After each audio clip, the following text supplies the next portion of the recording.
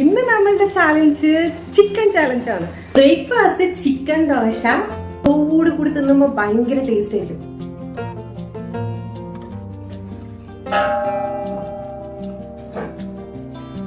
Super. ഉച്ചക്ക് ഉണ്ടാക്കുന്നത് കൊത്തു പൊറോട്ടയാണ്. ഉച്ചക്കത്തെ സ്പെഷ്യൽ കൊത്തു പൊറോട്ട തിന്നാ.